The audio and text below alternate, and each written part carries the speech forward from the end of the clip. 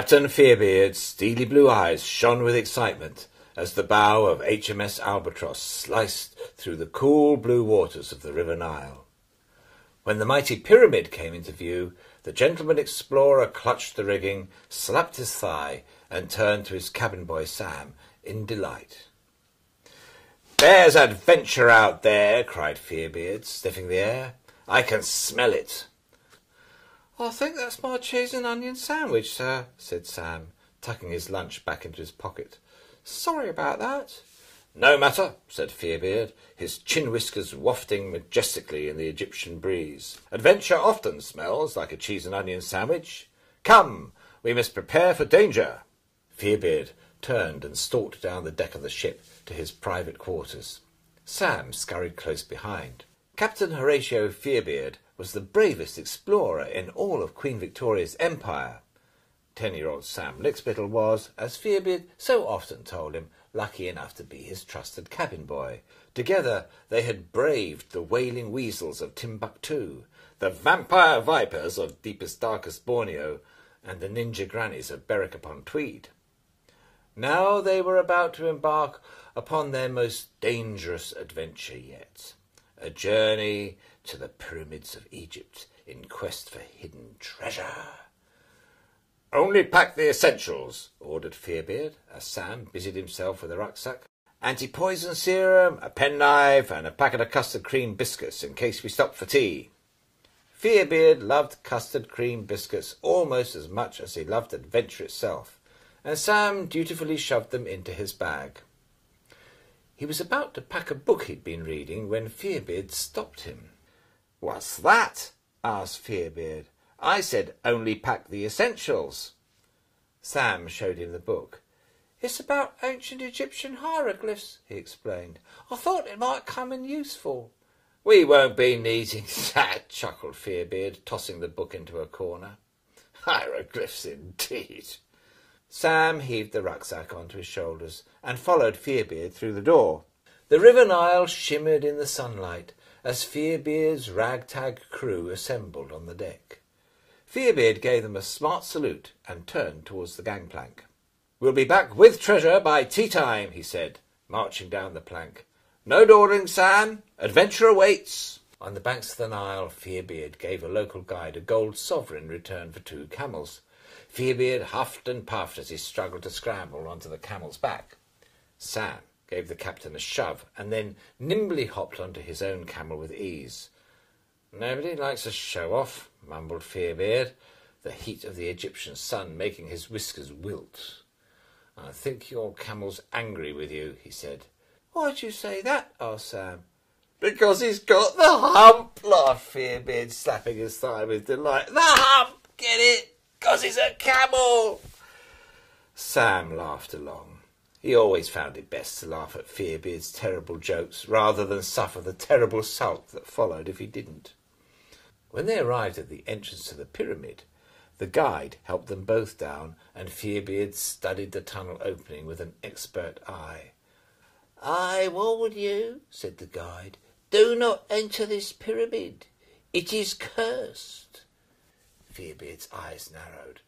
"My good sir," he snarled, "I am Captain Horatio Fearbeard. I have tackled the sucking squid of San Sebastian Straits, the rampaging rhinos of Rajasthan, and the killer kittens of Kathmandu. Your curse doesn't scare me." The guide backed away as Sam peered into the gloom. "If we're going in there, sir," he said, "we'll need some flaming torches." "Sam," snapped Fearbeard, "watch your language." "No," explained Sam, producing 2 long sticks from his rucksack and lighting them with a match. "Flaming torches." "Yes," mumbled Fearbeard, "I knew that." Sam handed one of the torches to Fearbeard, and together they set off into the darkness. Their footsteps crunched on the sandy floor, and their flickering flames cast strange shadows across the tunnel walls. "There could be anything lurking in here," said Fearbeard as they walked. "Giant spiders." Sam felt a shiver run down his spine. "Vampire bats." Sam tried not to listen. "Zombie cockroaches with fangs as long as your arm." "Could you stop that, sir?" snapped Sam. He'd heard quite enough. "Just trying to lighten the mood," said Fearbeard with a shrug. Some people are so touchy. Oh, what's this? Fearbeard stopped. A lever was set into the stone wall by his shoulder. Don't touch that, sir, said Sam. These pyramids are riddled with booby traps. Oh, stuff and nonsense, said Fearbeard, yanking the lever. I might have won a prize. Suddenly, wind howled down the tunnel, and a loud rumbling filled the air. What do you think I've won? Asked Fearbeard, rubbing his hands together in delight. A giant boulder, sir, shouted Sam. No, huffed Fearbeard, that would be a rubbish prize. No, sir, said Sam, pointing up the tunnel. A giant boulder! Run! Fearbeard's eyes grew wide with terror as a massive rock rolled down the tunnel. If it hit them, they'd be crushed to death for sure. Sam grabbed Fearbeard's hand, and together they ran for their lives. They dodged left and right, taking one tunnel after another in a frantic race to escape. Wherever they ran, the boulder followed. Desperate, Fearbeard yanked Sam into an opening. Oh dear, said Fearbeard, stopping dead in his tracks. What is it? Asked Sam. Fearbeard pointed. Dead end. Sam's heart sank. The boulder was closing in on them. There was no escape. Don't worry, said Fearbeard. I'll think of something. Sam waited while Fearbeard rubbed his beard, deep in concentration. I've got it, said Fearbeard, with a triumphant smile. I need a custard cream. Sam was confused. How will that help? If I'm dying happy, explained Fearbeard. This is no time for custard cream, sir, spluttered Sam, searching frantically for a way out. Spoil sport, grumbled Fearbeard, slumping to the floor. The boulder rumbled towards them. Sam tapped the walls and tested the bricks, but nothing would move. Hang on, said Fearbeard. What's this? Sam looked down. Down on the ground, Fearbeard had found another lever. Pull it, ordered Sam. The boulder was only inches away. Hold your horses, my boy, said Fearbeard. You know what happened last time? The captain pointed at the boulder. With the greatest respect, sir, shouted Sam. What have we got to lose?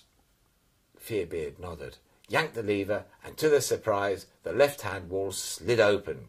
A secret passage! Exclaimed Sam. Quick! Sam pushed Fearbeard through the gap and jumped in after him as the boulder rolled past. I saved the day again, laughed Fearbeard. Now, can I have a custard cream? Sam was about to explain that the day wouldn't have needed saving if Fearbeard had left levers alone in the first place, when he gasped at the sight that lay behind Fearbeard's shoulder. A burial chamber, he said. Fearbeard turned to look. My, he said. Would you believe it?